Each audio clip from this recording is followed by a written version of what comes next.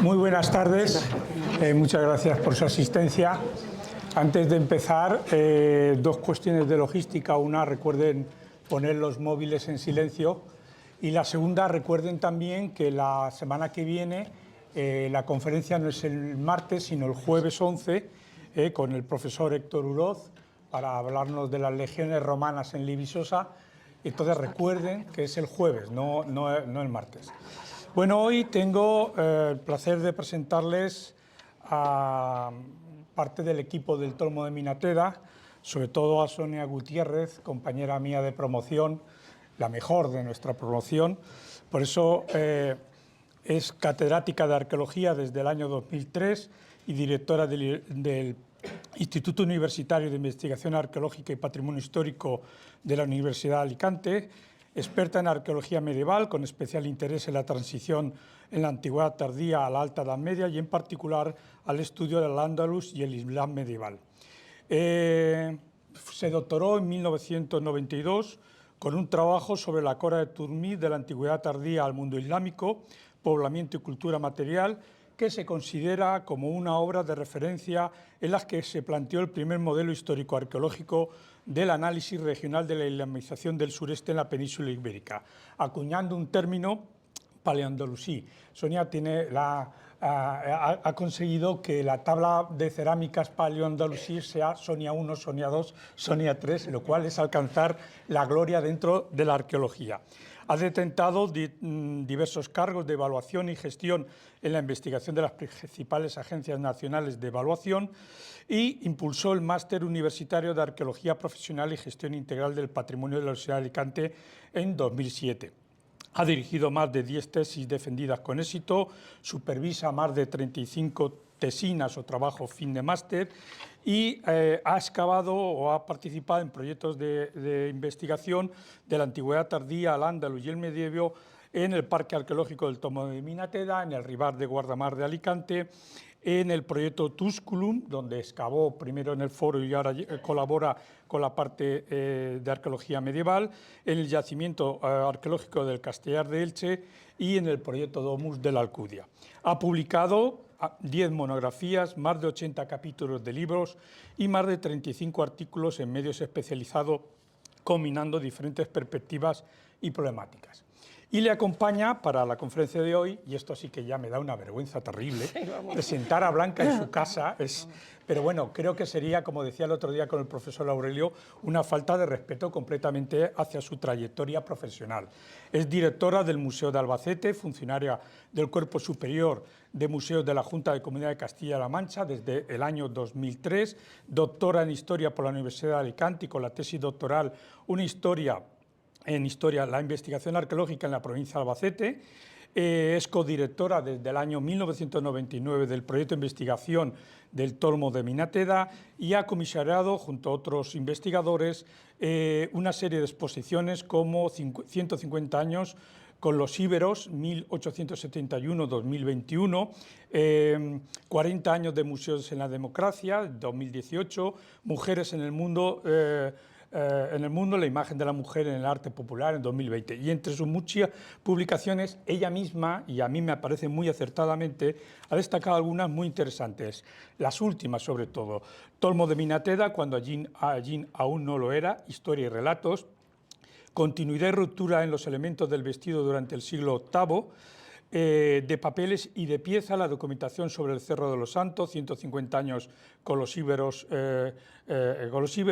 las romanas invisibles, en torno a 2 figuras femeninas del Museo de Albacete, o Conciencia y defensa del patrimonio, el papel de la Comisión de Monumentos de Albacete. Nos van a disertar hoy de un tema que les propuse yo, que aunque han expuesto aquí varias veces el Tolmo de Minateda, pero en el caso concreto el control y defensa de los cambios de la antigüedad desde el Tolmo de Minateda. Les dejo con ellas y muchas gracias.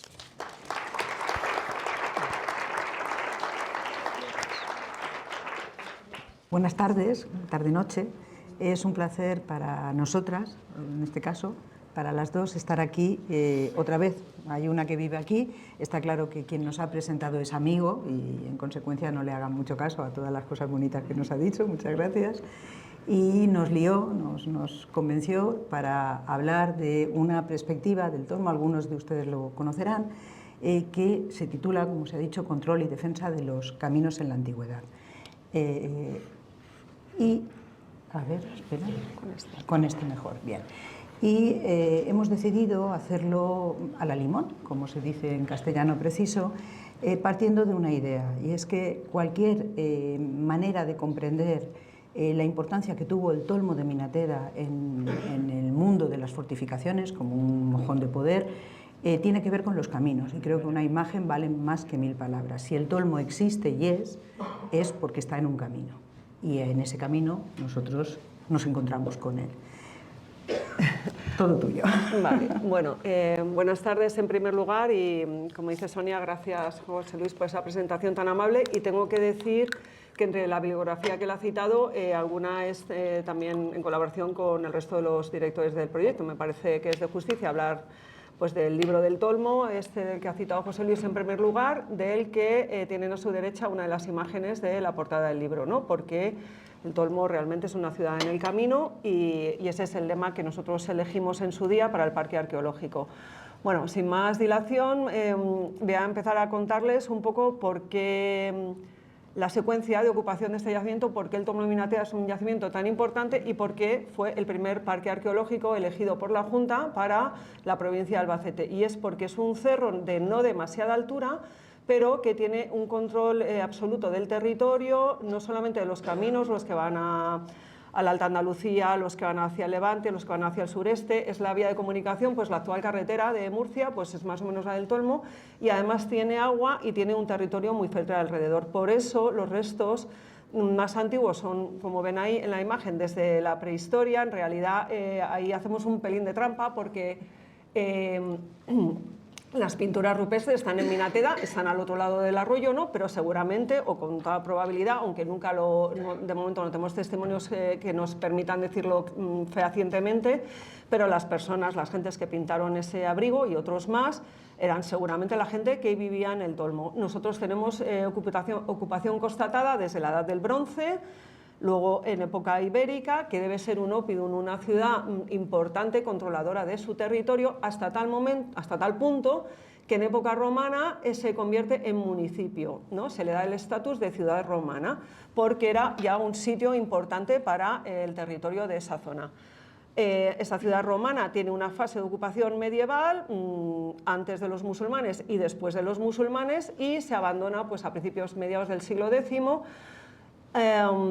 Y bueno, es un sitio que a partir de ese momento se frecuenta, ya no hay una ocupación continuada o más o menos continuada como podía haber habido antes, sino que hay fecundaciones esporádicas, sabemos porque aparecen monedas, aparecen una serie de testimonios, y será otra vez en época contemporánea, en el siglo XIX y primera mitad del XX, cuando el yacimiento vuelva a cobrar importancia como una zona marginal en realidad, pero con un poblado viviendo en él, y luego ya a finales del siglo XX, que es cuando nosotros llegamos a trabajar y nos consideramos casi otra etapa del yacimiento, ¿no? Porque también lo habitamos desde el año 88.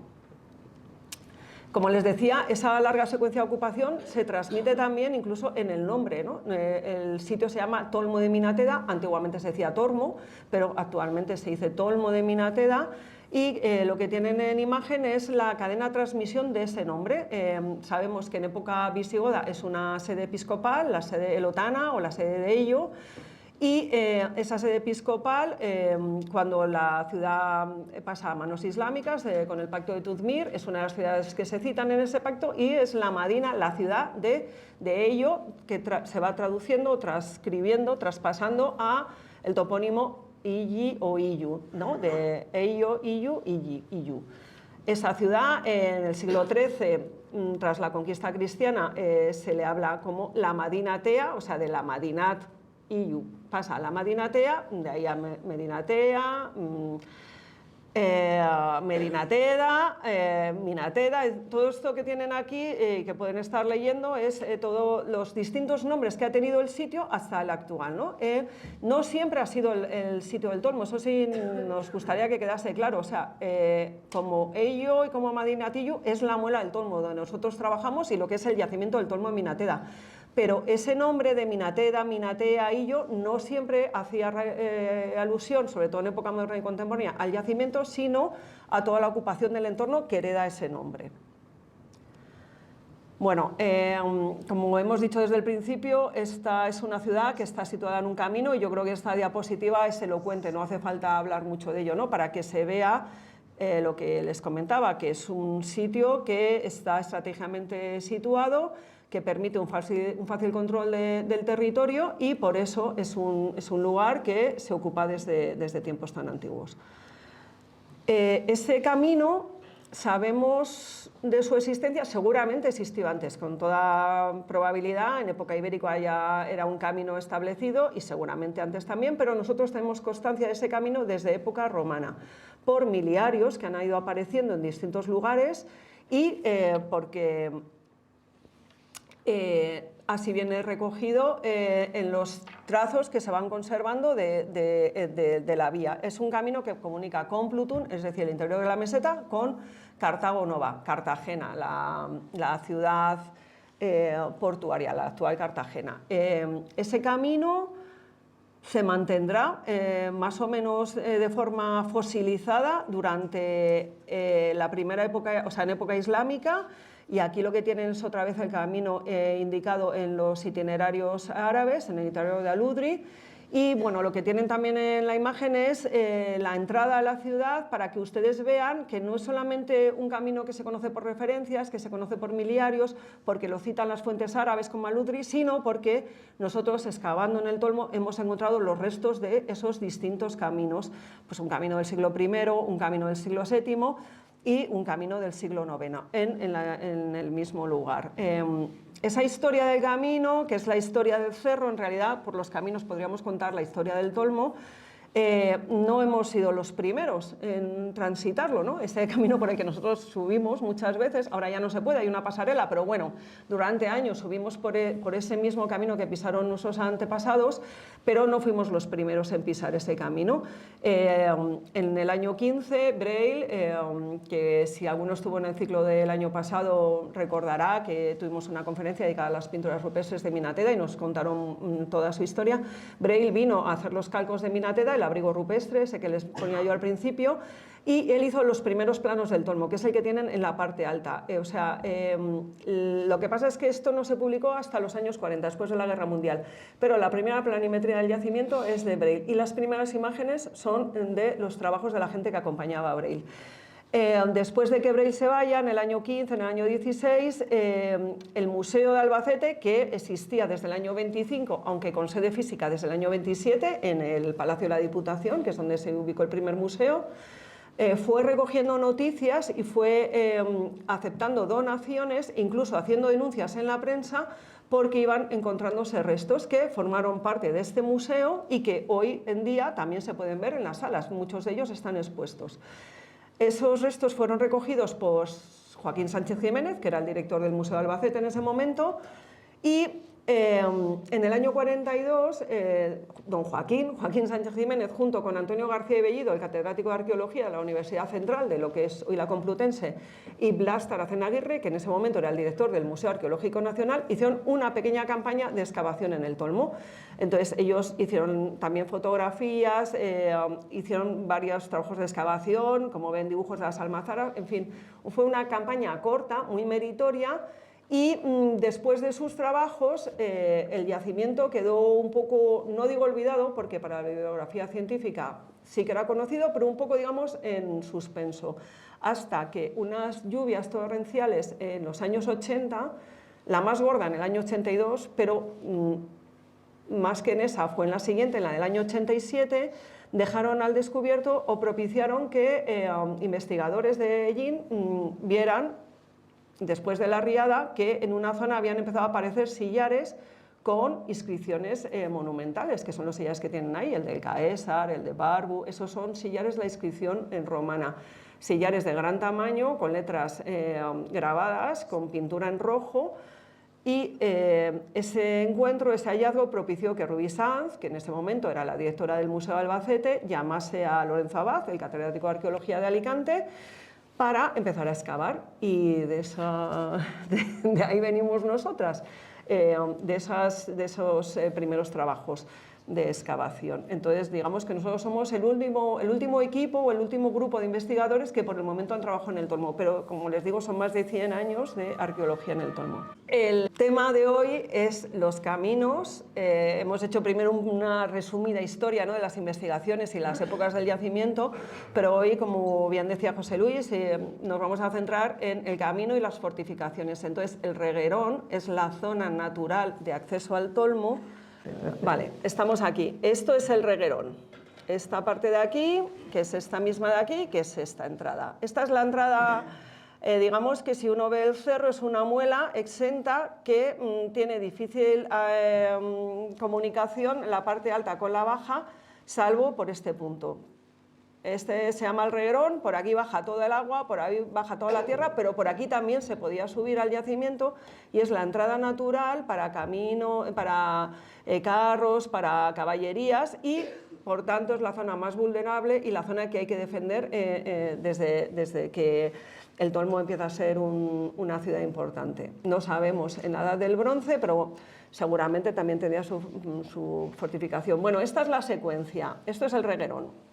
Este es el camino, ¿no?, por el que se subiría y aquí lo que vemos es una primera línea de muralla, que sería esta de aquí, la que está en color amarillo, que es la muralla de época ibérica, que engloba dentro restos de construcciones de la Edad del Bronce, o sea que es posible que hubiera una especie de empalizada también durante la Edad del Bronce, aunque nosotros no hemos encontrado más que restos muy escasos de cabañas, algún muerto, que no nos permiten hacer una reconstrucción de un posible cerramiento o no. Pero en cualquier caso, la primera línea defensiva es la de época ibérica. Este cierre, esta muralla, que sería toda esta, en época romana, cuando la ciudad, les digo, que se convierte en un municipio, lo que se hace es hacerle una especie de escenario o trampantojo, es decir, una muralla de sillería, que es la que ustedes tienen aquí, que estaría cubriendo toda esta zona y que taparía la de atrás, aunque la de atrás siguiese funcionando.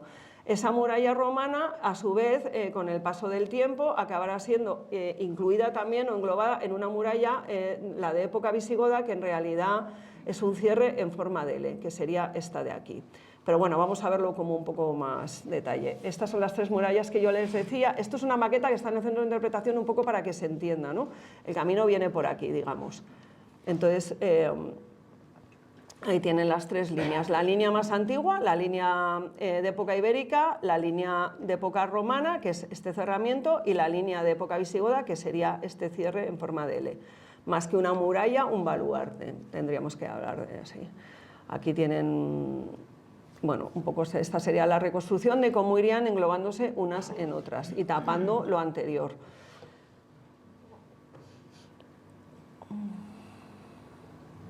Vale. Esta imagen vuelve un poco a redundar en lo mismo, para que ustedes vean. Aquí tenemos la muralla de época ibérica, que es una muralla en cremallera que iría haciendo entrantes y salientes, y es una muralla de piedra y tierra con bastante anchura, tiene más de 6 metros de ancho, creo recordar, que tiene una función defensiva, pero tiene también una función de contención de las tierras, porque es lo que les digo, el Reguerón es la zona por donde baja, entonces un talud contenedor. En época romana lo que se decide es levantar un forro de sillería, al final como es un municipio, entonces tiene que estar una ciudad embellecida, ¿no? Y lo que se hace es recortar donde sobra, donde choca con la otra muralla, y levantar un forro de sillares que subiría hasta la parte alta. En época visigoda, con esa muralla seguramente en parte derruida, pues se hace la última fila de defensa de la ciudad, digamos, pero siempre en el mismo sitio. Eso es lo importante, ¿no? Que es el sitio vulnerable y el sitio donde van todas las defensas.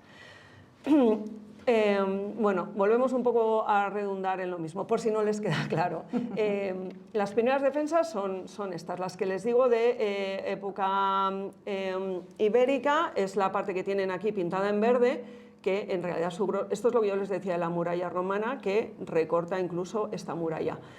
llega hasta la parte trasera, aquí enrasaría con la superficie de la tierra y tendría una parte que no hemos conservado, que sería esta de aquí alta, que sería pues una empalizada pues seguramente o con adobes y con madera seguramente.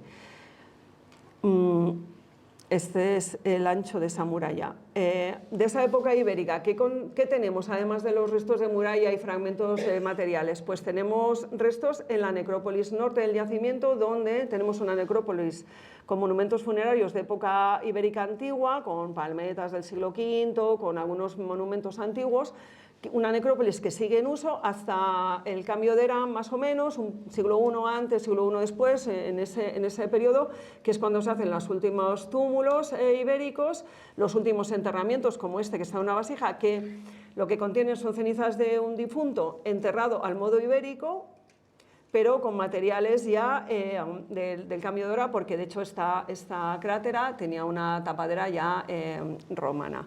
Entonces, un poco, esos son los restos materiales de esa cultura, de la que levantó esa muralla.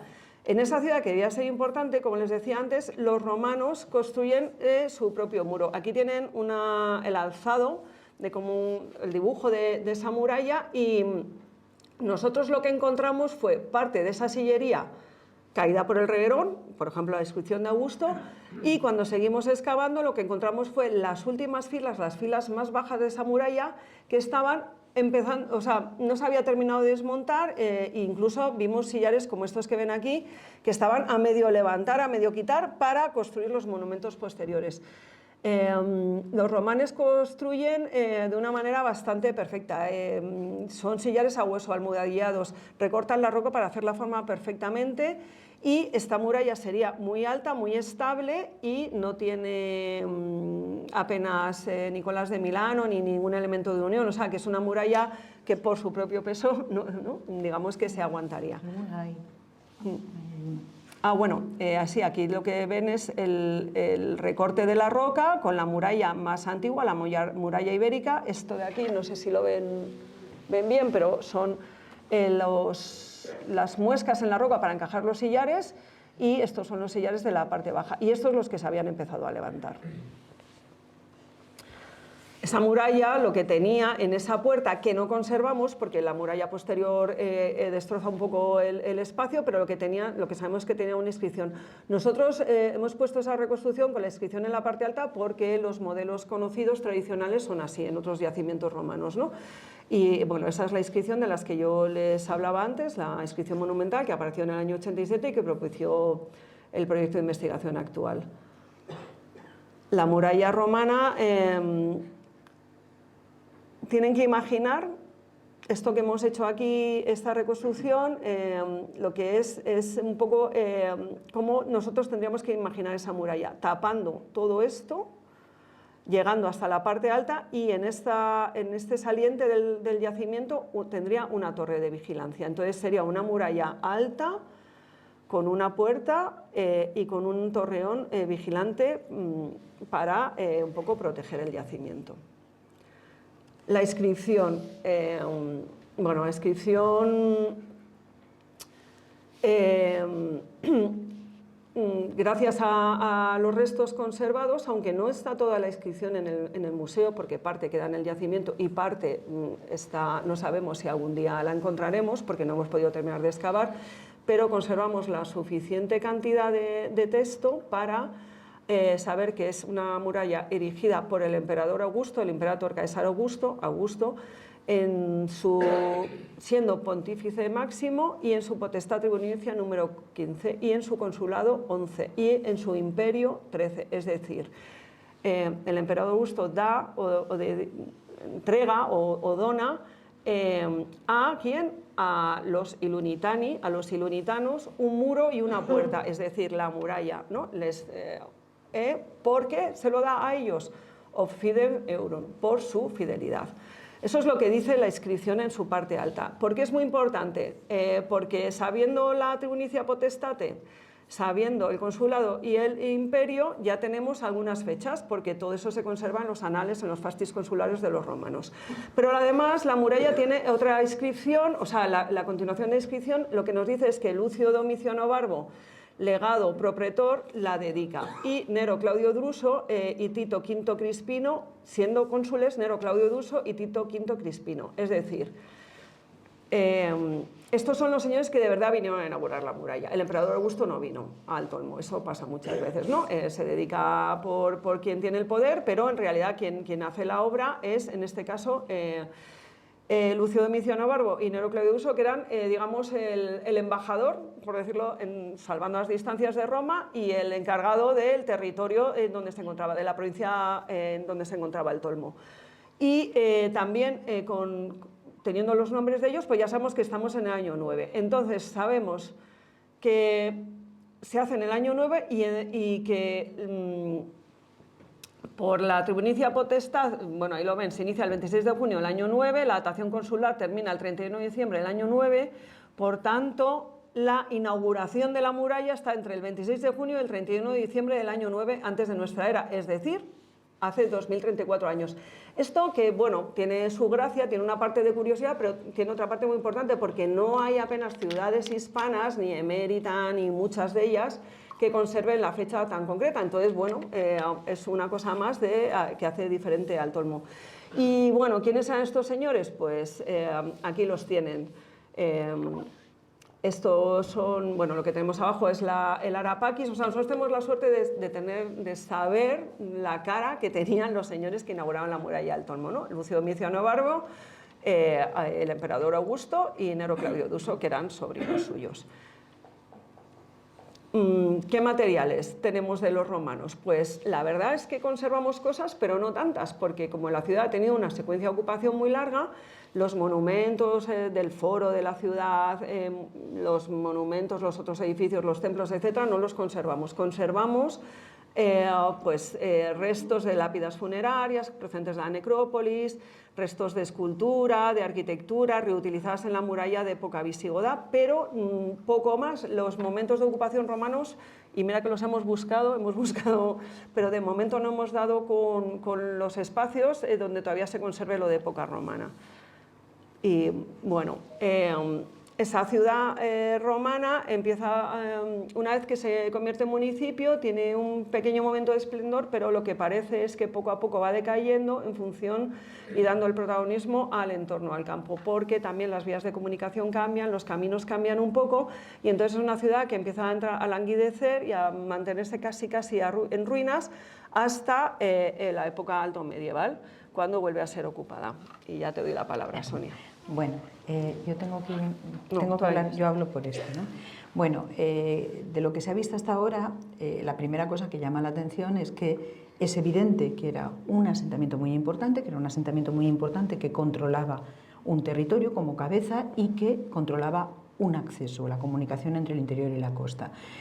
Como ha comentado Blanca, aquello fue perdiendo importancia. ¿Por qué? Es una discusión que a veces nos hemos planteado, pero que es paralela a la de otras ciudades próximas, especialmente a Cartagena, que es el capo línea, ¿no? La cabeza de línea de la vía, que en torno al siglo II, III tiene un momento de impasse con el agotamiento de las minas y sobre todo con la paz. O sea, ya no hace falta, es incómodo vivir allá arriba, es mucho mejor vivir en la zona agrícola, de hecho hay varias villas, entonces no sabemos qué estatuto, porque no, hay ciudades que pierden su condición judicial, hay otras que la mantienen nominalmente y arriba hay pues, un foro, un par de edificios medio ruinosos y la gente vive por fuera. Eso no lo sabremos nunca, ni el grado, hay evidencias, hay sonido. Yo me oigo, ¿me oyen ustedes? Lo que les decía es que en ese contexto, fuera cual fuera la materialidad, en el siglo IV, V, hasta el III hay inscripciones, hay muchas cosas. Lo que sí está claro es que en un momento concreto cambió la coyuntura y este sitio volvió a recuperar un pulso que no había tenido desde tiempo anterior. Y es lo que nosotros hemos ilustrado ahí como la civitas alto medieval. Es decir, hubo una reviviscencia urbana notoria que se manifiesta en una ocupación de todo el cerro. Se vuelve a amurallar, se vuelve a vivir, se vuelve a morir la gente, se entierran, y nosotros, en relación al tema, lo vamos a centrar en esos dos aspectos, la puerta de la ciudad, el reguerón y su parte alta. Así, ¿no? Entonces, como les hemos dicho, todos los caminos conducen a Roma y al Tolmo de Minateda, ¿no? Y esa realidad que hemos visto ahora se va a seguir manteniendo, con cambios, evidentemente, porque les diré una realidad. ¿Por qué no conocemos bien exactamente todos los caminos? Porque los caminos generan una estratigrafía al revés. Es decir, nosotros estamos acostumbrados a que las aceras las van subiendo y los portales se hunden. Pero en estos casos, los caminos de roca, muchas veces lo que ocurre es que cuando el carro no puede pasar, si ven ustedes aquí estas rodadas, o aquí, esto es la curva, aquí siempre hemos dicho que faltaba el semáforo, la curva para entrar y que no derrape el carro, se tallan los rieles, pero llega un momento en que las llantas son tan profundas que molestan. Entonces cortan y bajan y bajan. Si conocen Meca, es el ejemplo evidente de lo que ocurrió. Por tanto, es complicado a veces las estratigrafías no están en vez de estar, ¿no? Pero bueno, sí sabemos que todos los caminos conducen a la ciudad y que el reguerón, que como su nombre indica, cuando llueve, ya saben ustedes que llueve de verdad, sigue siendo la puerta de la Civitas, de la nueva ciudad alto medieval, luego veremos de cuándo. Y en ese momento es cuando se va a replantear esta muralla romana que les ha explicado Blanca, debía de estar, no es que la expoliaran ellos, que la expoliarían en parte, pero debía de estar muy mal para no haberla aprovechado y realzarla en un momento en el que las murallas sí son importantes. Por tanto, lo que hacen es una planificación de gran nivel para la época, una L fortificada con 2 torres y la puerta. Por eso no sabemos, lamentablemente, cómo era la puerta de la muralla protohistórica y cómo era la puerta de la muralla romana, porque estaban ahí también más arriba, a cota más alta de lo que hoy se nos ha conservado. ¿Cómo era la estructura? Aquí la tienen en planta. ¿Qué mejor manera de proteger este camino que generar un baluarte en forma de L que obliga a cualquier enemigo que camine? La mayoría de la población es diestra, ¿verdad? Hay un porcentaje de zurdos, pero la mayoría es diestra. Entonces, si tú tienes que entrar así, en un pasillo estrecho, donde tienes que llevar, normalmente si somos diestros, la espada, la lanza, el arma la vamos a llevar en la derecha y en la izquierda llevaremos el escudo, pues con unas cuantas piedras desde aquí arriba es muy fácil defender unas piedras, unas lanzas, en fin, cualquier tipo de armamento. Entonces se define una estructura que, aunque luego verán que se hace con cosas de otros sitios, de otras épocas, tenía un gran diseño para la época, ¿no? Y es lo que nosotros llamamos el baluarte. En realidad nosotros lo llamamos el baluarte visigodo. ¿Por qué? Porque la mayoría de los materiales, digamos, que se van depositando contra esa estructura ya son del siglo VII, pero los pocos materiales que están en los niveles de construcción son de finales del VI, de la segunda mitad del VI. Entonces, en ese momento, como luego veremos, estaban los bizantinos peleándose con los visigodos por este territorio. Por tanto, se pudo construir del lado bizantino y utilizarse después en época visigoda o construirse directamente en época visigoda. En realidad es una discusión estúpida, o estúpida no, estéril, porque las fortificaciones, el manual de fortificaciones de la época era igual para todos, por tanto da un poco lo mismo quién puso la primera piedra, ¿no? A nosotros como arqueólogos al menos, ¿no? Efectivamente. ¿Perdón? Ah, vale, yo decía. Bueno, aquí tienen ya el plano en detalle para que entiendan que a partir de ahora lo que nosotros vamos a hablar es de las 2 torres que flanquean la puerta, es una puerta torreada con dos torres y ese gran baluarte que en el fondo es una terraza. Imagínense ustedes, es un muro arriba ocupado por casas y la altura la da la muralla protohistórica que había detrás. Esos eran los mejores arquitectos, aquí hemos de reconocer, que fueron el momento ibérico, que hizo un azud, una presa ataludada, eficaz, funcional, que los romanos, en su característica propaganda, se apropiaron y generaron escenográficamente y que luego llegaron pues en la Alta Edad Media y aprovecharon la estructura. Pero lo que contenía era la obra antigua. ¿Cómo se planteó esa obra? Pues lo primero, como se hacía en esa época. Si uno tiene piedras ya talladas, ¿para qué se va a molestar en tallarlas? Y más en un momento en que digamos que no funciona muy bien el trabajo de canteras y el control del abastecimiento. Entonces se dedican a utilizar todo tipo de material tallado en forma de sillares para construir ese forro. Ya ven aquí se intuye la altura, ¿eh? Debe de haber como casi 4 metros de alzado y le faltaría todo el volado que se perdió. Entonces construyen un forro, ¿querías decir algo? No. Construyen un forro de sillares de reempleo que, como ven, algunos de ellos estaban almohadillados de módulos diferentes que deben de proceder de la muralla romana. Y aquí vino nuestra primera sorpresa, esas maravillosas inscripciones de época augustea que había sacado una lluvia de las de esta tierra y que nos llevaron allí pensando que íbamos a excavar la muralla que les ha explicado Blanca. Pues resultó que nos llevaron a excavar una muralla posterior que había utilizado esas piedras como material de construcción. A nosotros nos puede parecer increíble, pero para los señores del siglo VII, pues esto era una piedra estupendamente tallada, que más da que pusiera caesas, y además a lo mejor ni tampoco podían leerlo, ¿no? Entonces se generó este forro de sillares y dentro, aquí tienen el forro, falta esta esquinita, y dentro del forro un relleno. ¿Cómo se plantea? Piensen ustedes que estaba la muralla protohistórica aquí detrás y la muralla romana en el estado en el que estuviera aquí conteniendo. Entonces se avanzan, construyen el forro y van rellenando el interior. ¿Cómo lo van rellenando? Pues de nuevo con lo que pueden y con lo que pillan.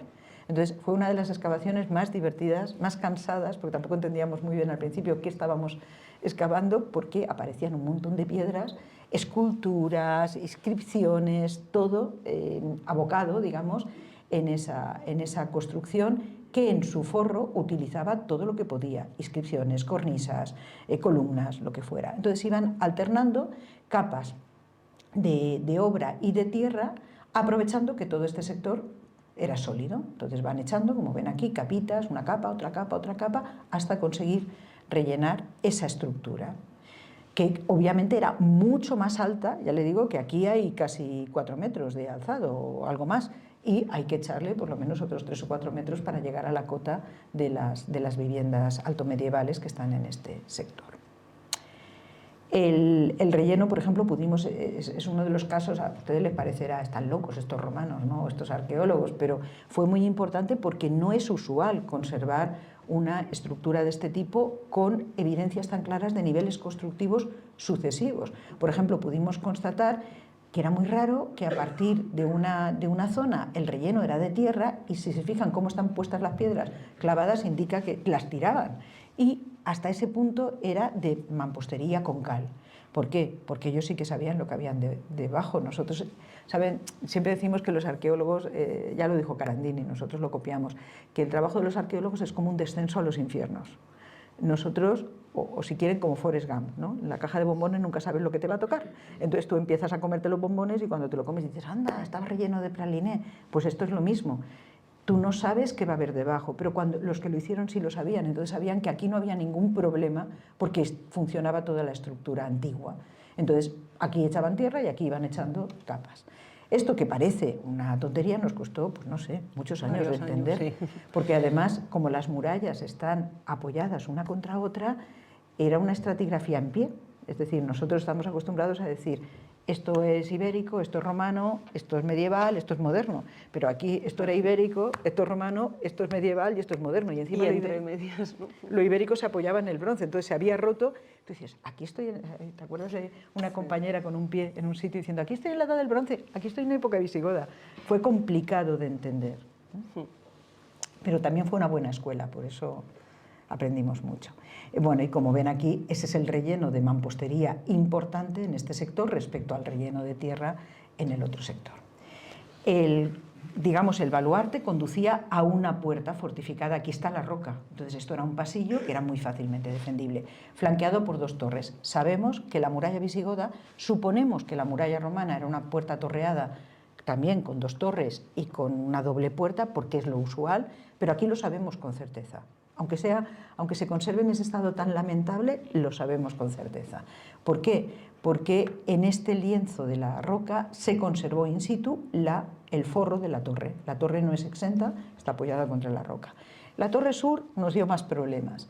Y en esa torre, aquí les hemos marcado este pequeño elemento coloreado, porque para que vean la paradoja, ahí se veía un sillar con letras. ¡Ay, mira, qué curioso! Entonces, cuando se levantó eso, esa fue la inscripción que menciona los 2 duoviros de la ciudad y que asegura que estamos ante un municipio que estaba puesta boca arriba, metida como una piedra en la muralla. Por suerte para nosotros, porque si no, probablemente no la hubiéramos encontrado nunca. Es una realidad. La torre, aquí tienen un poco el elemento de la torre, que conserva un alzado de sillares, todos sillares de reempleo. procedentes de distintas obras, y que conserva realmente el cierre. Aquí está el umbral de la puerta, el guardacantón, no sé si aquí se llaman así. Los carros, cuando van a pasar, para no pegar contra las esquinas, tienen unas piedras, ¿no?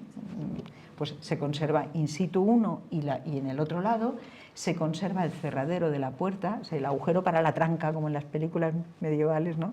que cierran, y sabemos que era una doble puerta con arco porque al final, aquí, en este punto, están viendo el arranque del salmer de la puerta que debió de abrirse aquí. No sé si lo ven, ¿se ve? Yo es que como lo veo todo tan pequeñito, pero sí se ve, ¿no? Aquí. Sí, es el sillar ese inclinado que está marcando Sonia, ese es el arranque de un arco. De un arco que cerraría contra la otra torre, que está en este lado. Aquí se ha conservado. Miran, ¿y por qué sabéis que hay aquí delante? No, no lo sabemos, pero la línea de imposta permite que aquí estuviera la pieza del otro arco. Por tanto, habría una doble puerta, que además es también muy frecuente en la defensa, flanqueada por dos torres. O sea, el pobre que haya conseguido llegar pegándole desde arriba golpes y tirándole de todo hasta la puerta, se encuentra con una doble dificultad de acceso. ¿Qué le pasó a la torre del otro lado, a la torre sur, esta de aquí? Pues que la torre sur se veía, era exenta y se expolió como ellos habían hecho con el pasado. En realidad, los yacimientos arqueológicos y las ciudades actuales ocurre lo mismo, se devoran a sí mismas. Ahora ya es más raro porque construimos con hormigón armado, con otro tipo de estructuras, pero en la antigüedad las piedras de uno servían para construir las piedras de otro. Entonces, ¿qué ocurrió aquí? Pues que este sector apareció una gran zanja, ese agujero más oscuro es una zanja de robo, es decir, se llevaron desde arriba, que lo veían todos los sillares uno detrás de otro, y generaron un agujero con la huella de la torre, del forro de la torre, que se perdió. Y al excavar ya más profundamente, lo que apareció aquí debajo fue la cimentación, los sillares de cimentación de la torre. ¿Y dónde estaban esos sillares? Pues se los llevaron, se veía perfectamente cómo se los habían llevado, y curiosamente cerca del yacimiento hay un molino, un antiguo molino con un zócalo de sillares preciosos, que algún día, cuando acabe de caerse el pobrecito, porque es un edificio con mucho interés pero no se ha conservado, pues allí habrá alguna inscripción, y luego en la iglesia, en la construcción de la iglesia de Minateda, y luego los azudes que había en el arroyo de Tobarra, que se encontraron en el momento de hacer la autovía que hay ahora, y que además hay una historia muy graciosa porque se llamó a Lorenzo Abad, que es el catedrático de arqueología, nuestro maestro, y se le dijo que ha aparecido una inscripción, entonces no me acuerdo si ponía Tate, ¿no? Sí. 2 letras, dijo, tiene que poner, o sea, él no estaba viendo la pieza, pero dijo, tiene que poner O y Tate, ¿no? Imagínense, no me acuerdo ahora mismo.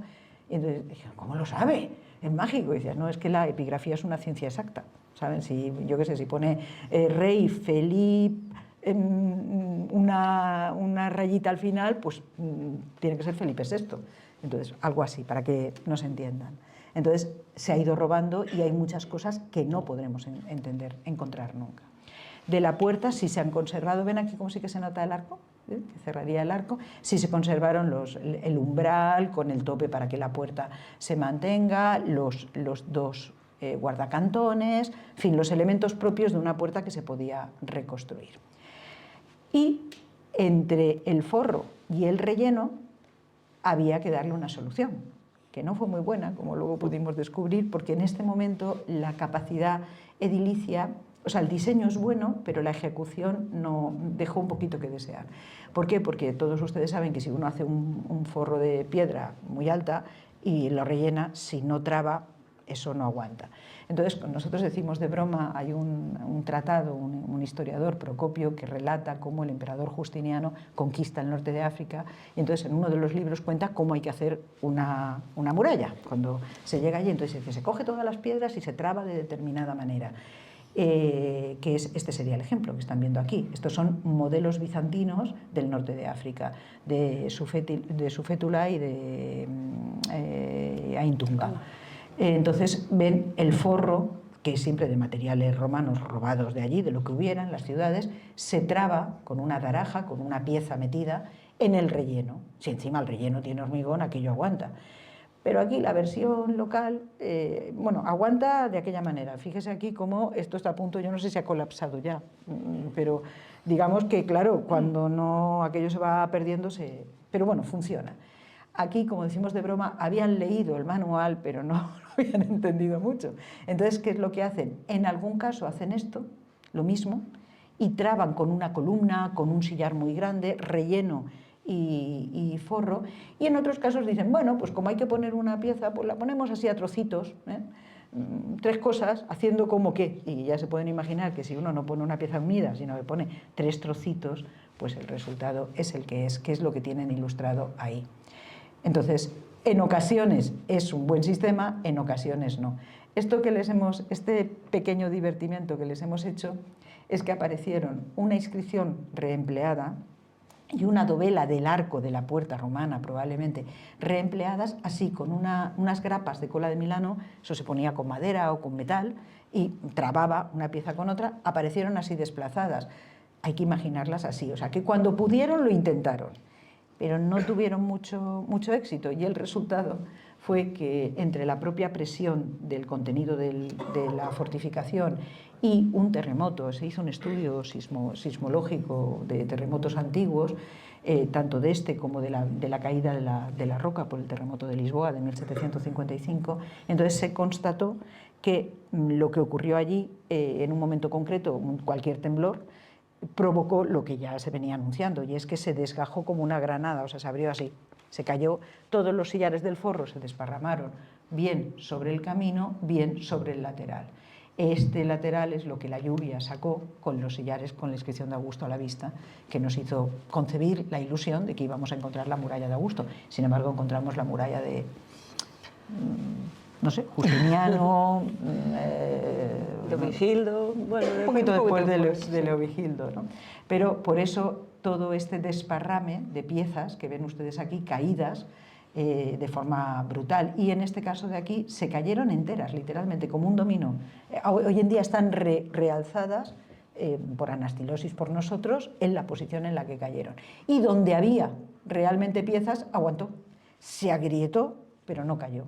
Por eso en este punto central se conserva en alzado y toda esta esquina está desparramada por la ladera, que no se ha podido levantar entera porque corre peligro, o sea, por la propia estabilidad del yacimiento. No sé si nos siguen en este viaje, y lógicamente cuando a uno se le cae la puerta, la muralla, pues ¿qué hace? Hoy en día viene una excavadora y se lo lleva. En aquel momento y en aquella coyuntura, estamos en el siglo VII avanzado, ¿qué es lo que hacen? Pues lo más sencillo, subimos la puerta, pisamos encima de las piedras, rellenamos con tierra, y entonces pudimos constatar la puerta original, una segunda fase de puerta con 2 quicialeras, con sus aceras para pasar y sus pavimentos de tierra, e incluso una tercera fase de rastrillo, es decir, ya una puerta que se clavaba en el suelo, con su acera otra vez y su paso, y por fin, en el último momento, ya cuando no funcionaba en absoluto la fortificación que hemos visto, lo que ocurrió es que, como todavía estaba esta torre, que aquí está robada, y esta otra funcionaría, ven que hay cosas apoyadas contra la torre que ya se perdió, pues encontramos restos de suelo y de la puerta reforzada de algo muy tardío, ya de época islámica. Los que habitaban, hicieron estas murallas, también habitaban y también vivieron incluso en la propia zona del reguerón, porque no olviden ustedes que esto es una terraza, es un baluarte, y arriba de la terraza nosotros excavamos las casas sin ningún problema. Casas con estructuras artesanales, con espacios para los comederos de los animales, aquí había varias como corrales y animales y estructuras y distintos elementos de ajuar. Y por fin, cuando a uno se le caen las cosas, pero tiene que seguir viviendo en un momento complejo, porque estábamos a finales del siglo VIII, cuando se cayó y siguió habitada hasta finales del siglo IX, lo que se hace en algún momento, que nosotros relacionamos con las guerras de la primera Fitna, con el momento posterior a la conquista, estos primeros siglos, la conquista musulmana me refiero, en ese momento, aprovechando el desnivel, se había caído parte del forro, lo ven ustedes, pero curiosamente había aguantado el relleno, curiosamente no, porque aquí estaba nuestra mágica muralla, que es la que ha aguantado todo el tiempo la estructura. Entonces, aprovechando que aquí había un desnivel, hicieron como los romanos antiguos, un áger de tierra, una trinchera, una muralla de tierra, fueron amontonando tierra, de manera que simplemente con esta tierra y una pequeña empalizada se mantuvieron como pudieron, sería como la última muralla, que en realidad ya no es una muralla sensu estricto, pero que funcionó. Y nosotros pudimos excavar arriba ese primer nivel de colmatación, la construcción de la elevación de tierra, que la ven ahí muy bien en la fotografía que se ha activado, ahí arriba imagínense una empalizada y bueno, pues ya más o menos te defiendes, ¿no? Y luego esa parte fue creciendo los estratos hasta que llegó un momento en el que ya se perdió incluso esa referencia. Los que vivían allí cambiaron su lengua, cambiaron paulatinamente su religión, sus costumbres, siguieron siendo gente humilde y trabajadora, como somos hoy en día, y hemos podido excavar sus casas, sus molinos, dónde cocinaban, cómo tejían, o sea, cómo hilaban, esos son los usos de hilar, con las cositas que abandonaron en las casas, en su sitio. Pero una cosa muy importante para defenderse es poder beber. Yo no sé si ustedes son conscientes de que podemos aguantar muchos días sin comer, pero desde luego sin beber es imposible aguantar. Entonces el Tolmo de Minatet está lleno de aljibes tallados en la roca, pero hay una pieza que es singular y que no hemos podido acabar de excavar. Excavamos unos 10 metros de profundidad, pero a partir de ahí es un proyecto que está ahora en marcha, intentar con arneses y profesionales excavarlo entero. Apareció un pozo. Ese pozo, para que se sitúen ustedes, esta es la muralla protohistórica y está la romana y la visigoda. Entonces, en la parte alta se encontró un pozo que apareció aterrado, restos del brocal más moderno, de época islámica, luego empezamos a excavar. Fíjense aquí que hay material romano reempleado, ese es el brocal del pozo visigodo, pero si bajan un poquito hacia abajo, verán que aquí hay unas piedras maravillosas talladas. Ese es el brocal romano, está excavado parcialmente en la roca, seguramente hay algún tipo de margas o de elemento que impide, y entonces hay un nivel freático que aflora y allí hubo un pozo construido en el momento de la fortificación romana, ibérico no lo sabemos, que fue reempleado y reutilizado, recrecido cada vez más, hasta época islámica seguro. Después esto se rellenó de tierra y se tiraron muchos desperdicios, que es lo que nosotros hemos podido excavar. Y esto que no es del Tolmo, esto es de la zona de las Médulas, pero son pozos para que ustedes lo entiendan, son pozos de mampostería que llegan a nivel freático y funcionan como un pozo artesiano. Entonces esto garantiza que la ciudad puede sobrevivir. De hecho hay fuentes medievales que aluden a la fuente. Hay varios manantiales cerca, enfrente, en las colinas de alrededor, al pie del Tolmo, pero aluden a la fuente de Madinat Illu como un elemento que debía de explicar su sentido. Pero si las ciudades, si hay que proteger la puerta, es fundamental vigilar y defenderse. Y ahora pasamos la palabra a nuestra compañera. Claro, y bueno, la ciudad vigila el entorno, es la cabecera, pero también se tiene que defender. Entonces,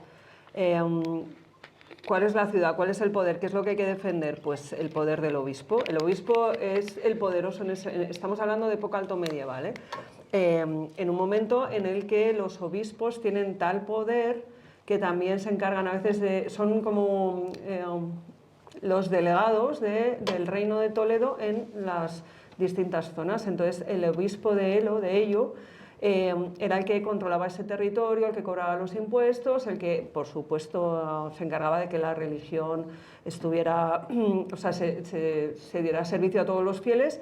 Y como ejemplos de ese poder suyo es la construcción de un complejo episcopal compuesto por una iglesia con baptisterio y un palacio episcopal.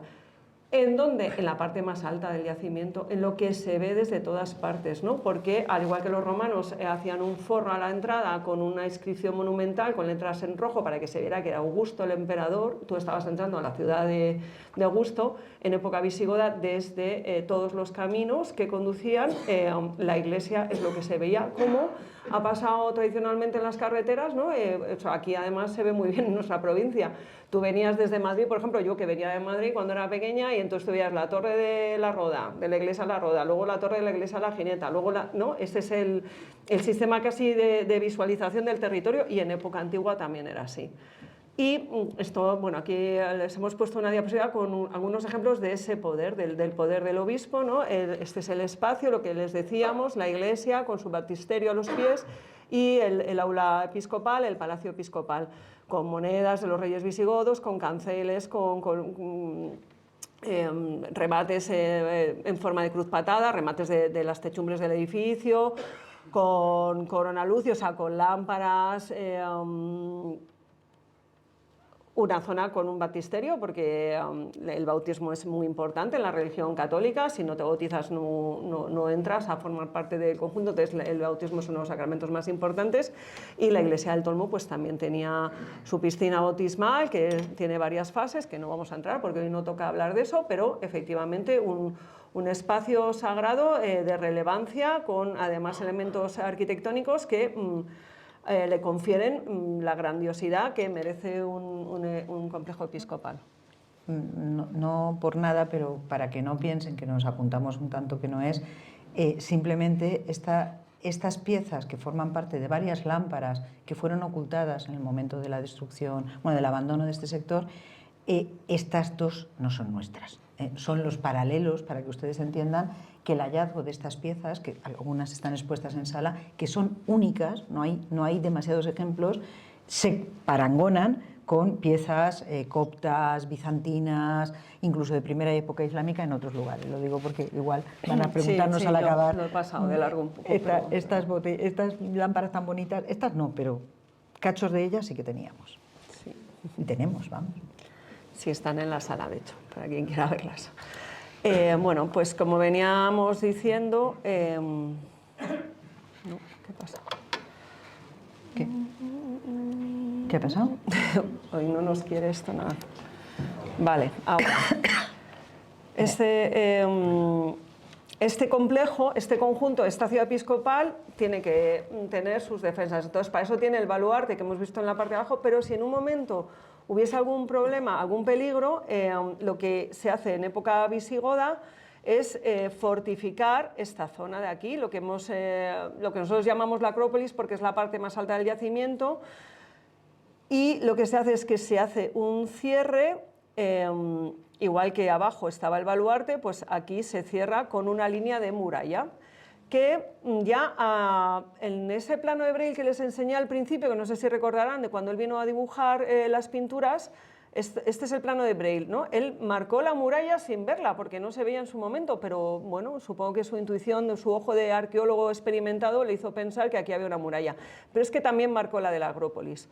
Este es el plano de Braille y este es un plano nuestro, muy posterior, ¿no? Donde ya vienen marcadas igual. Y aquí lo que tienen son algunas imágenes de lo que protege esa Acrópolis. Si imaginamos un momento de asedio, un momento de peligro, ¿qué es lo que hace falta para defenderte en el último lugar? Pues aljibes y lugares de almacenamiento. Y lo que nosotros tenemos en ese último espolón es dos aljibes muy profundos y una serie de construcciones de muros que lo que nos hablan es de un espacio que seguramente sería pues una casa para refugiarse, para tener el grano, los víveres, etc. Esa muralla se conocía de antiguo porque, bueno, aquí lo tienen, esta imagen de la época de las fotografías tomadas a principios del siglo XX, aparecía ya en imágenes. Entonces nosotros lo que hicimos en una de las campañas del Tolmo, bueno, en un par de campañas del Tolmo, fue excavar ese espacio. Y entonces volvimos pensando que lo que íbamos a encontrar era como nos había pasado abajo, una muralla de época, una muralla romana, y una muralla seguramente posterior también. Pero cuando abrimos y excavamos la zona de la puerta, lo que encontramos fue este sillar. Este sillar es un sillar romano reempleado, es decir, que esta muralla de la Acrópolis, con su puerta de doble batiente, es otra vez una construcción de época alto medieval, que tendría también una puerta de quicios con doble hoja, y aquí, bueno, ven una de las quicioneras para entrar, que cuando ese camino hace que ya no puedan subir los carros porque ha colapsado, porque ha caído los sillares, como ha comentado Sonia anteriormente, como ya no suben carros, ya no hace falta una puerta tan grande. Entonces, ¿qué se hace? La puerta se hace más pequeña, se le colocan otra serie de sillares en este lado y se cierra, y entonces queda una puerta de una sola hoja, que es el último momento de este espacio, la última fase, digamos, de esa muralla de la Acrópolis. ¿Nosotros qué hicimos? Bueno, esta es otra vez en grande la imagen de la época de la fotografía de Braille. Este es el estado en el que nosotros lo encontramos. Lo que hicimos fue excavar sus derrumbes, excavar la puerta, como les hemos dicho, una zona que estaba sin tocar, y luego reconstruir manteniendo la forma. Esta muralla es un doble forro de sillares, o de sillarejo más bien, con caras lisas al exterior y con un relleno de piedra y tierra. Entonces, con la altura que se conservaba sin sobrepasar esa altura, pero como los rellenos tenían mayor altura, pues lo que hicimos fue levantar la muralla en la parte conservada para que también se entendiese. Bueno, este es el paisaje, esto es lo que se domina desde esa Acrópolis, y como ustedes pueden ver, pues este cierre lo que hace es proteger este espolón de una ciudad que, como ven, es que esta foto nos gusta mucho porque, aunque sea una foto de detalle de la zona del complejo episcopal, pero es una foto que muestra muy bien lo que es el Dolmo de Minateda. Este es el arroyo, este es el camino que va hacia la sierra, este es el camino que va hacia Jumilla, esta es la actual carretera, y entonces esta protección y este sitio elevado es el que se protege con esta muralla. ¿Por qué se hace todo esto? Porque llevamos aquí hablando casi una hora y nos hemos explicado por qué hay tantas murallas en el Dolmo. Pues por lo que nos va a contar Soria en este momento. Para poder entender el contexto histórico y partiendo de esta imagen, esta es la foto fija bueno, pues en el siglo VII, vamos a suponer, más o menos, teniendo en cuenta que nosotros de época romana y de época ibérica tenemos las evidencias bajo en la puerta de la ciudad, pero hay un ruido de fondo por todas partes. Y como les ha dicho Blanca, la vía romana, hoy en día la carretera cruza por el puerto de la Malamujeres, sí, ¿no? Pero la vía romana venía por aquí, bajaba por aquí, entraba en el Dolmo por aquí y ya seguía en adelante. Entonces, esta posición explica que, sobre todo en la Alta Edad Media, que es la problemática histórica que podemos entender mejor, cobre de repente una importancia inusitada. Antes de eso la había tenido entre el mundo ibérico y la romanización. Una vez que nos habíamos romanizado y que aquello funcionaba con comodidad, todo este valle que están viendo ustedes estaba lleno de villas, no hacía falta, digamos, la defensa de la peña, y en un momento concreto esto vuelve a ser un lugar importante. ¿Y por qué? Como les decía Blanca, por el contexto histórico. Nos hemos tomado una pequeña libertad porque no tenemos foto fija, no tenemos el Arapacis, lástima, no tenemos ahí una inscripción donde vengan los protagonistas, pero bueno, esto en realidad es una trampita porque es una miniatura mozárabe un poco posterior, pero nos da idea un poco de estos poderes con los que nos vamos a juntar ahora, con el obispo, con el comes y con las estructuras militares. Para entender esto, tenemos que situarnos en qué está pasando a mediados del siglo VI de nuestra era en la península ibérica. Los visigodos han perdido la presencia en el corazón, en la zona de Aquitania de Francia, se han trasladado a la península ibérica, ha surgido el reino visigodo de Toledo, que los que tengan una cierta edad recordarán que se estudiaba que ya era la unidad de España, pero no era así. Los visigodos se asientan en la zona central y buena parte de la península, todo este sector, el norte, la Galaecia, estaba el reino suevo, van controlando paulatinamente distintos territorios. Y aquí, en esta parte, que ven ustedes en el sureste, se va a producir un proceso, que es lo que se conoce como la Renovatio Imperii de Justiniano, el emperador bizantino del Imperio Romano de Oriente, que en un momento concreto considera que debe de volver a recuperar el pulso de la parte occidental del imperio, que estaba ya, digamos, dominada por los distintos reinos que se llaman barbáricos o bárbaros. En ese contexto, aprovechando una coyuntura una pugna interna en la monarquía visigoda, vienen a ayudar a un bando. Esto nos pasaba siempre, venían a ayudar a un bando y se quedaban, ¿no? Dicen, oh, aquí me quedo. Y entonces, igual que han ocupado el reino vándalo de África o Italia o el territorio italiano, va a haber un intento de generar una ocupación del sureste de la península ibérica, en la provincia de España, cuyos límites no están del todo bien definidos, pero que sí que cogen, luego lo veremos con más detalle, la parte del sureste, mientras que digamos que, bueno, pues, parte de Murcia, parte probablemente de la zona de Alicante, Málaga, y aquí en los montes, estos serían los montes de Alcaraz, ¿no? Del Segura. Sí, toda esta parte era una zona que vivía al margen del poder visigodo, pero que Leovigildo ya había conseguido incorporar, controlar. Y entonces estas líneas que hemos marcado aquí son las líneas de enfrentamiento de lo que se llama, lo que se conoce como la guerra greco-gótica entre visigodos y bizantinos, los visigodos para intentar echar fuera de estas tierras a los bizantinos, y los bizantinos, pues lógicamente, para quedarse. Ya se pueden imaginar que en una guerra como esa, donde no había drones, donde no había capacidad de bombardear o de matar a gente con un móvil, sino que el enfrentamiento era... Quizá era mejor, sí. Quizá era mejor que lo que hay ahora. Pero bueno, dejando esa cuestión al margen, las vías de comunicación son fundamentales. Entonces aquí les hemos marcado la vía de Toledo a Cartagonova. Cartagonova y Málaga son las capitales, sobre todo Cartagonova, de la provincia bizantina, Toletum, la capital de la provincia visigoda, y de repente esa vía pues es crucial, porque es la vía más directa entre los dos poderes políticos. También va a ocurrir lo mismo con las vías andaluzas, pero esta parte va a caer antes, Málaga va a caer, el último reducto que caerá será Cartagonova. Ahora entenderán por qué les decíamos que ¿quién hizo las murallas de Ello, del Tolmo de Minateda? Pues a lo mejor los bizantinos, cuando el limes llegaba hasta aquí, inspirándose en sus propios modelos, y los visigodos lo ocuparon, a lo mejor los propios visigodos.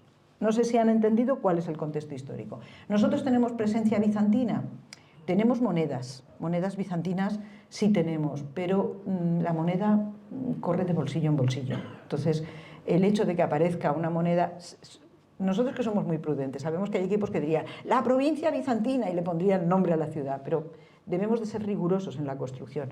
Hay monedas, pero es que los bizantinos no se diferenciaban ni en la cerámica, ni incluso en la lengua, porque las inscripciones bizantinas de Oriente están en griego, pero las del norte de África están en latín. Por tanto, no tenemos la capacidad de precisar tanto hasta ese detalle. Pero sí que hay una realidad que nosotros podemos entender a partir de las fuentes escritas en relación con las fuentes materiales. Y es la construcción de los obispados. En época romana, cuando el Estado romano funciona bien, hay toda una organización jurisdiccional basada en la ciudad, en las estructuras, que en esta época ya no existen curias, ayuntamientos, para entendernos, no hay esa capacidad de control, y el obispo en aquellas ciudades que son sedes episcopales es la cabeza que administra un territorio y que administra la ciudad junto con el comes. Entonces, si se fijan aquí les hemos marcado todos los obispados de esta zona, desde los más conocidos, incluso los valencianos. Si se fijan, aquí hay un gran vacío, como siempre, Albacete está como en mitad de la nada, entonces hay un gran vacío territorial. ¿Cuáles eran las sedes episcopales que se repartían? Eran territorios muy grandes, probablemente poco poblados. Entonces, en función de quiénes asisten a los concilios en Toledo, sabemos qué obispos estaban del lado visigodo y cuáles no, porque los del lado bizantino no iban a ir a la reunión, al sínodo en Toledo. Entonces ya hace tiempo que se detectó que conforme iban entrando se iba avanzando la línea del limes. Para que ustedes lo entiendan, creo que es aquí. Esto es una propuesta de los que han estudiado esto, del territorio máximo probablemente con sus peculiaridades que estuvo en manos bizantinas. Entonces, conforme va avanzando, una de las cosas que se hace y ocurrirá en Málaga también es repartir el territorio que administra un obispo que no es nuestro con los que hay. ¿Qué se puede hacer? Pues lo más normal es dárselo a una sede episcopal cercana, que es lo que pasó con Cabra y Málaga. Pues bueno, como Málaga todavía no es nuestra, a los obispos circundantes les damos ese territorio y luego cuando se recupera se le devuelve. Aquí había un problema real. Si lo ven, las sedes de referencia eran la propia Cartagena y Iliqui, que es la Alcudia de Elche. Entonces era complicado repartir todo este territorio entre todas estas sedes que estaban muy alejadas y estas que parece que están cerca pero que tienen en medio la sierra. Entonces no es fácil. ¿Cuál fue el resultado?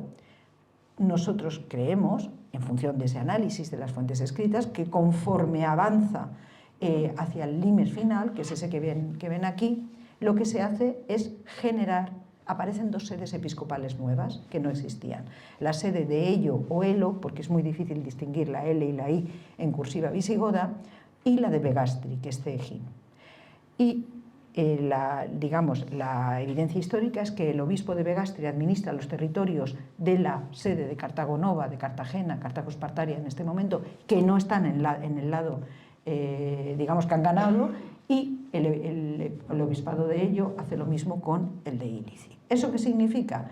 Pues que ahí hay dos territorios administrativos que generan la necesidad de una nueva sede episcopal.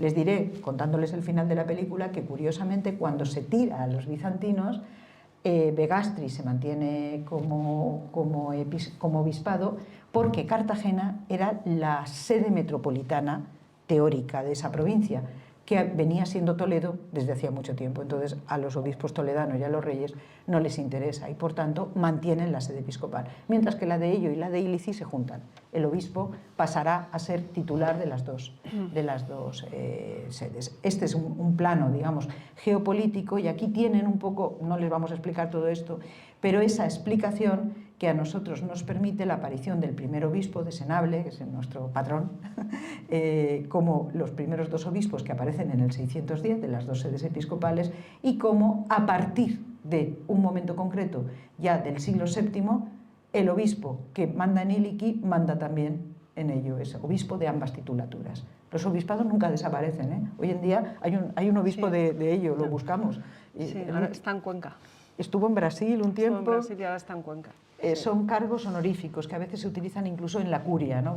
Como tienes que ser obispo, pues en el Vaticano eres obispo de un sitio que ya a lo mejor no existe, ¿no? Entonces, esa realidad a nosotros nos ha permitido comprender el por qué esa vía volvió a ser importantísima y ese territorio volvió a ser importantísimo.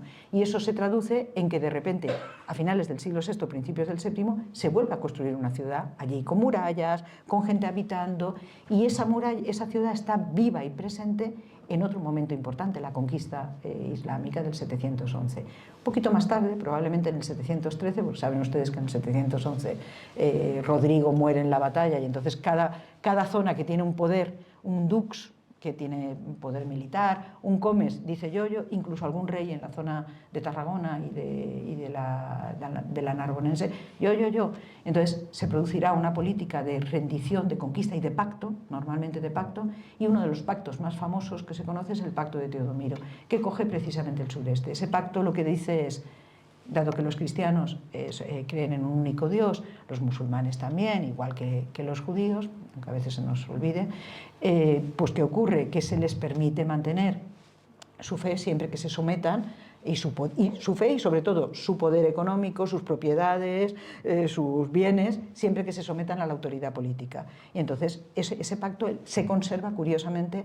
Aunque toda la conquista de la península fue una conquista a base de pactos, mayoritariamente se conservan pocos, y por escrito solo se conserva el de Teodomiro, donde se menciona que el territorio que este dux, probablemente un dux visigodo que dominaba el ejército y la fiscalidad de esta región, pacta con Abdelaziz ibn Musa, el hijo de Musa ibn Nusayr, el conquistador de la península, se establece a partir de 7 ciudades. No es que sean 7 solo, es como una manera de referirse al territorio. Y una de ellas, que ven aquí, pues es nuestra Ilunum, Eyo, y lo que está claro es que en árabe una ciudad se menciona como Madina, necesita la pronunciación cuando empieza por vocal con la T, es una cuestión de filología. Entonces se diría en el árabe andalusí que se hablaba Madinatía, porque no tienen las mismas vocales latinas. Madinatía, Madinatea, Minateda, hasta hoy en día. Entonces esa realidad es lo que a nosotros nos permitió comprender que geopolíticamente este territorio volvió a tener un significado importantísimo en el control de todo el proceso de islamización, como lo había tenido en el proceso de romanización, y lógicamente no se abandonó, se transformó. Entre otras cosas porque los nuevos conquistadores perciben en un primer momento que las ciudades son fundamentales para administrar el nuevo Estado, y entonces además pactan claramente con los obispos, con los comes. Piensen que Teodomiro, este famoso Teodomiro, según las fuentes árabes, casó a su hija después con una segunda oleada de los nuevos pobladores, y ese Hatab, que se casó con la hija de Teodomiro, cuyo nombre desconocemos, originaron un linaje, los Banu Hatab, que fue importantísimo en Murcia, se acabaron radicando en Murcia, que recibió a Almanzor, que eran riquísimos, y que incluso en el momento de la caída de Murcia todavía existe ese linaje, que algunos se van al norte de África. ¿Qué quiero decir con esto? Que toda esta zona se siguió manteniendo, y todos los edificios del complejo episcopal se acogieron, probablemente se convirtieron, la iglesia se mantuvo en culto un periodo de tiempo, y luego, conforme la población se fue adaptando a una nueva religión, se perdió, poco a poco se fue expoliando y acabó generando un nuevo barrio, un barrio musulmán, con casitas, donde vivía la gente, en lo que antes había sido la iglesia. Hubo mezquita, seguro, sabemos que la hay, incluso hay una pieza que la menciona, pero no sabemos dónde está. ¿Por qué no se construyó en la iglesia? Porque era un territorio de pacto. La iglesia siguió en uso y la mezquita se construyó en otro lugar. La encontraremos algún día y poco a poco esto se fue abandonando urbanamente en el momento en el que se funda Murcia como capital y cambia la estructura del territorio. Se abandonó el hecho urbano, pero no la habitabilidad de la zona. Aquí volvemos a recuperar la cadena de transmisión hasta llegar a Medinatea, que aparece en la documentación medieval, que estudió también excelentemente Aurelio Pretel, aquí presente, y luego devendrá en una venta, hay un puente, una venta, una aldea en la actualidad, que vuelven a vertebrarse siempre en el entorno del camino, porque no olviden que ese camino volverá a ser de actualidad cuando haya que hacer carreteras radiales que conduzcan a un estado central en la que la Villa y Cortes Madrid, y luego ya Carlos III llegará y hará prácticamente el Plan Nacional de Carreteras que hemos conocido todos, ¿no? Las carreteras radiales y la carretera entre Toledo, Madrid, Toledo, Madrid, Murcia, será nuestra vía del Tolmo. Otra vez, y habrá esta venta, y habrá. Entonces, eso volvió a ser un camino frecuentado donde ya no hubo ciudad, pero habitaba gente. Curiosamente, la población estaba en la venta, que era la venta que servía a la carretera, y en la aldea de Minateda. Y este espacio, que fue monte público, era tierra del común.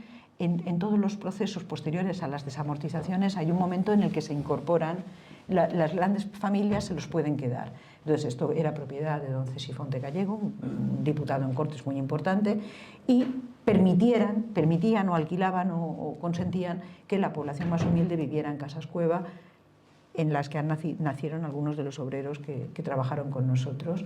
Entonces este sería el final de esa historia, que ya no les vamos a relatar aquí, en la que ya no hay fortificaciones, lo que hay es necesidad, emigración, vida más humilde, pero que también forma parte de la resiliencia del sitio. Y ese camino por el que habían pasado ejércitos, habían controlado territorios, habían venido visitantes, por el que se fue también mucha gente, y hay que recordar, por ejemplo, en muchos también, he hablado de los obreros que nacieron en el Tolmo, pero muchos de los estudiantes o arqueólogos que vinieron a trabajar con nosotros de Alicante, de Elda, de Barcelona, de Valencia o de Madrid, habían tenido que salir por ese camino para buscar una vida más justa. También eso hay que recordarlo. Hasta que por ese camino llegamos nosotros y conseguimos que, bueno, pues con mucho pesar, y nos cuesta, pero hay un parque arqueológico y ahora pueden parar en el camino para ver una parte de nuestra historia que nos parece que no podemos olvidar y que es importante. No sé si hemos conseguido transmitirles esa idea de camino y fortificación. No sé si hemos cumplido con el encargo de José Luis, pero lo hemos intentado. Muchas gracias.